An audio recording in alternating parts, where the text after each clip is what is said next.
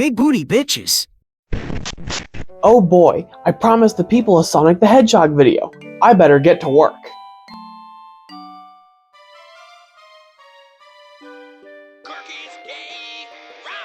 Hello, this is checkpointer number 2 speaking.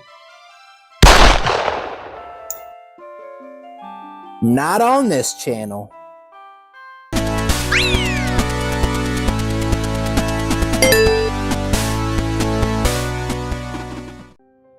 The life of a Sonic fan isn't an easy one. We've had good games, we've had great games, we've had mediocrity, we've had outright dog trash. The worst part is, we never know what to expect from our beloved Blue Blur. Every time we get a game that's remotely decent, we all say, "Oh, we're back," and try to salvage anything we can from our one true hero, Sonic the Hedgehog. And now here we are again, the release of a new Sonic game.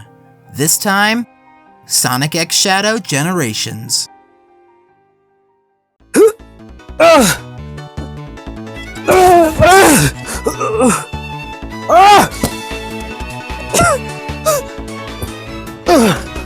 Oh yeah, we're back.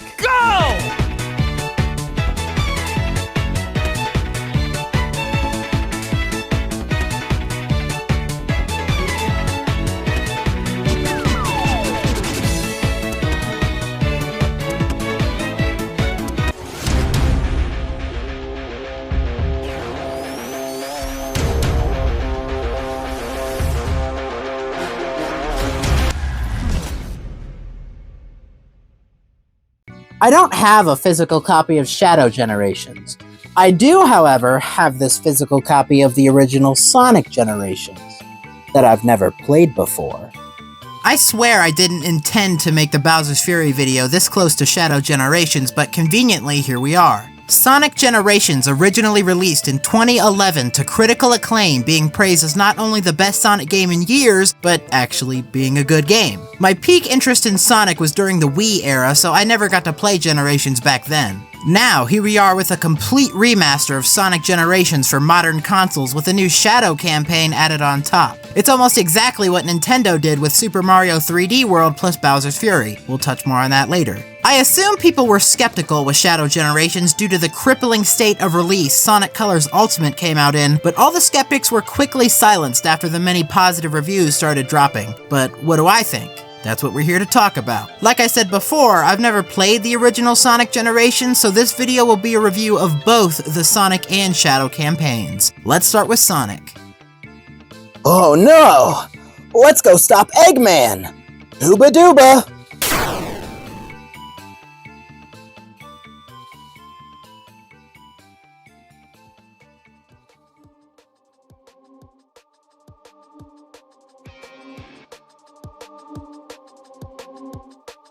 I'm going to fuck Sonic.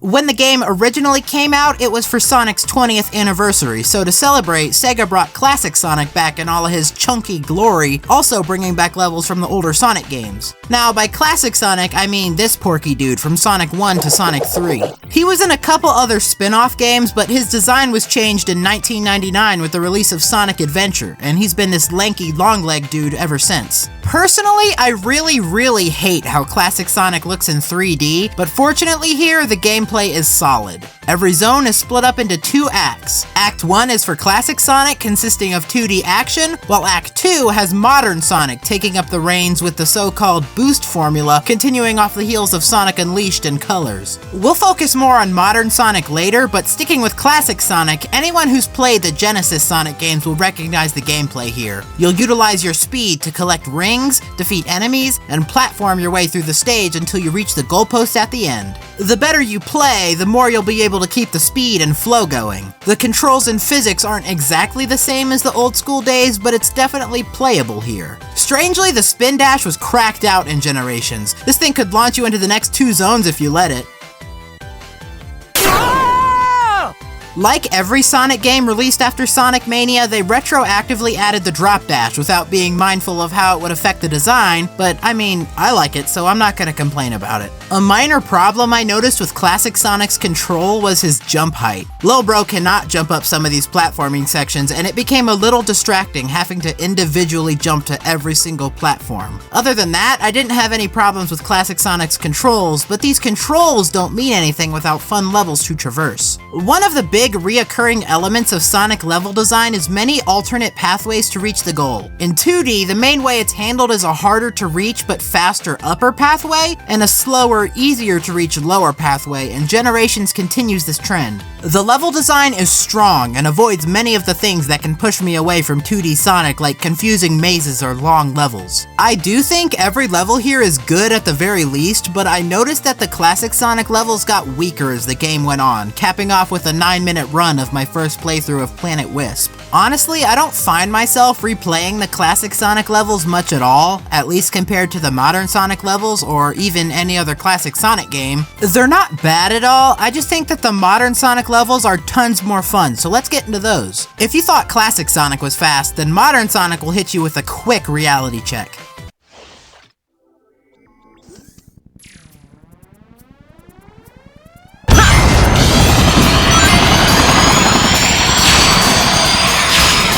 Modern Sonic uses the boost formula introduced in Sonic Unleashed and refined in Sonic Colors to great effect. Your goal remains the same. Use your speed and platforming to reach the goal, but now Sonic has a couple extra abilities compared to his much fatter counterpart. First and most obviously, he's got the boost. You press a button and he's off, instantly powering through any enemy that stands in his way. It does have its limits being fueled by the boost gauge down here, but this is easily refilled by either collecting rings or defeating enemies. It's safe to say you'll be boosting through most of the game, but you should always be cautious as boosting doesn't make you invincible. Sonic can still be damaged by spikes or various other obstacles, so it's best to pick your boosting moments carefully. Other abilities modern Sonic has include the homing attack, which allows Sonic to instantly zip to enemies in range, and the stomp and slide, which are self-explanatory. Look, I'll give a demonstration.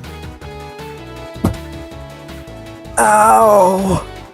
A major criticism of the boost formula is what fans call boost to win, where you supposedly just hold the boost down and the game plays itself. Let's see what happens if we try that here.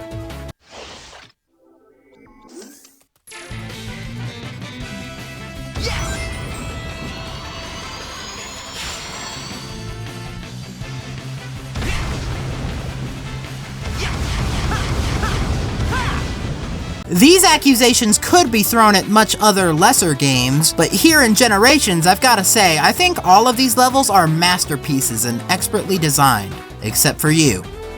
These levels are oh so good, and have really set a standard as to what a Sonic level should be. Too bad most games haven't followed up to that standard, but moving on. Not only do these stages have speed and spectacle, but they also have tons of secrets, alternate pathways, and surprisingly 3D platforming. Sonic's 3D platforming control isn't perfect, but it's certainly the best it's ever been in a boost game. The main pillar of Sonic design is replayability. You play the stages over and over again to master them to improve your times and scores, learn the ins and outs of every level, and discover the fastest route to finish the stage. The stages in Generations are actually stages I want to come back to and learn, unlike fucking Adventure 2, which has beginner's traps that made my first playthrough a nightmare and deter me away from the game.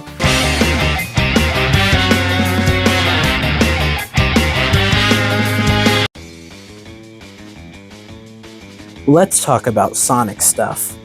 Since the boost formula technically originated in 2D with Sonic Rush,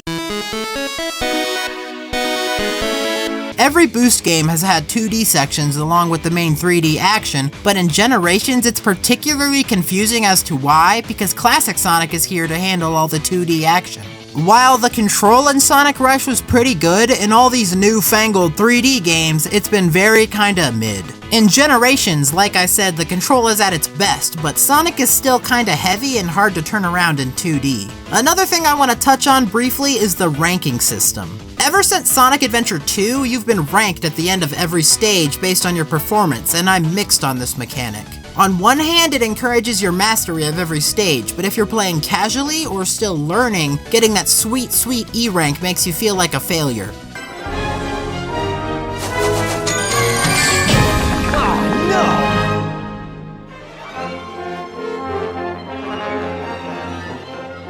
Dad, do you love me?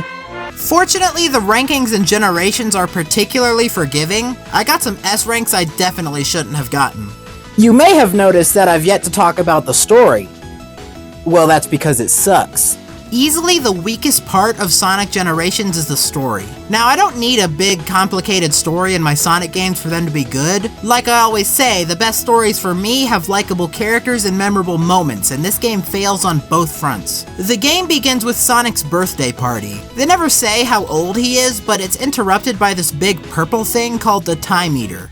What is it? What does it want? Fuck if I know, but it takes all Sonic's friends, and then suddenly we're in this white void. Sonic meets up with Tails, Classic Sonic, and Classic Tails, and the rest of the game is them going through the zones from previous Sonic games, restoring the timeline and rescuing their friends. Problem is, the story doesn't do anything with its premise or characters. Nothing noteworthy happens. The characters barely talk to each other. There isn't many cutscenes. This may be the most forgettable Sonic story of all time, but that's where Shadow Generations comes in.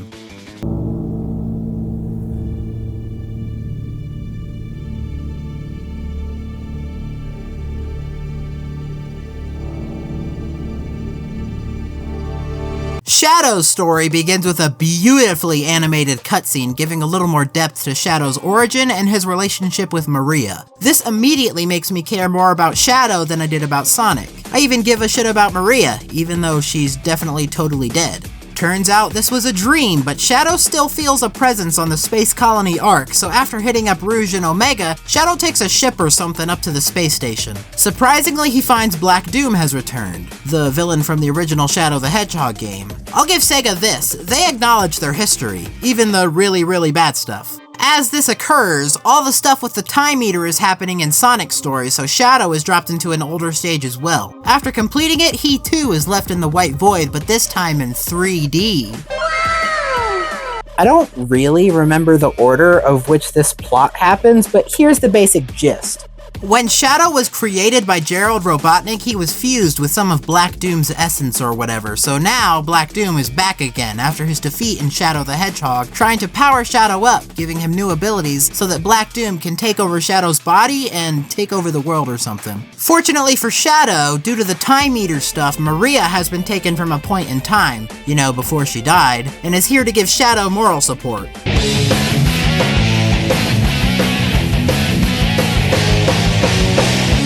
For real though, Maria tells Shadow not to give in to the darkness and anger in his heart, so he rebels against Black Doom, using his own powers against him to put him down like the C-list Sonic villain that he is. Shadow reunites with Maria, and after a heartfelt goodbye, he leaves to make his appearance at the end of Sonic's story. Around the midpoint of Shadow's story, he has his confrontation with Sonic, which disappointingly doesn't have a boss fight, but the writers found a clever way to keep it canon with the original Generations story, while allowing Shadow to keep his Chaos Emerald, because he has one from the beginning that I forgot to mention. At the beginning of the story, Shadow finds the fake Chaos Emerald that Tails attempted to use to trick Dr. Eggman in Sonic Adventure 2. Therefore, when Sonic beats Shadow later in the story, it turns out Sonic took the fake emerald, so Shadow still has the real emerald and can use Chaos Control and all that. Trust me, it's cool. At the very end, Shadow gives Rouge the real emerald and she secretly switches them so Sonic can use them to go super at the end of OG Generations, maintaining the continuity.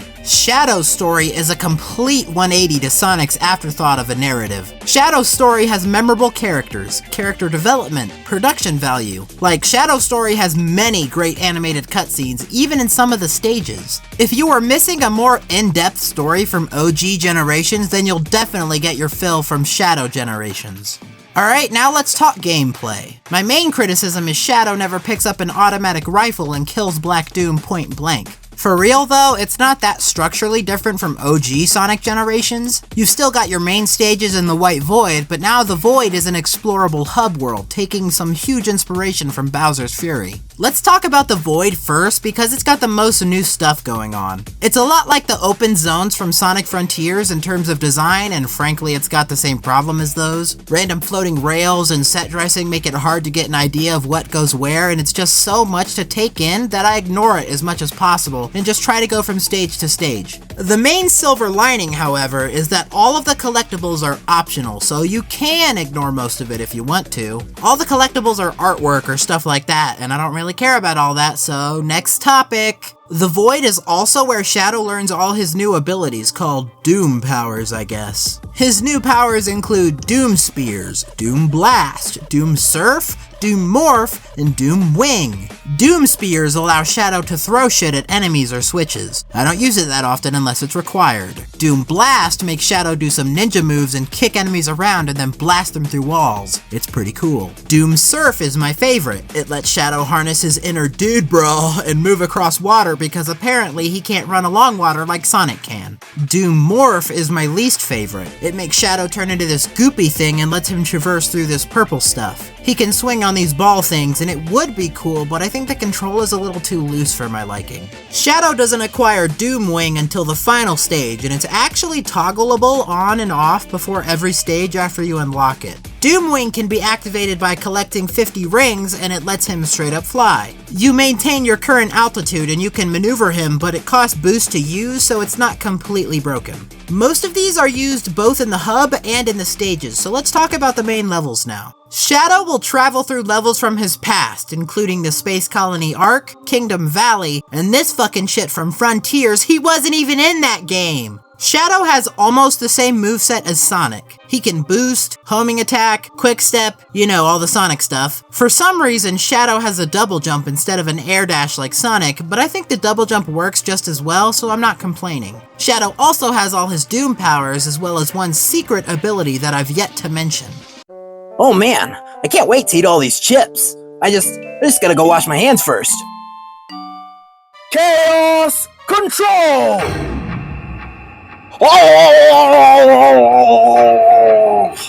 Oh, delicious.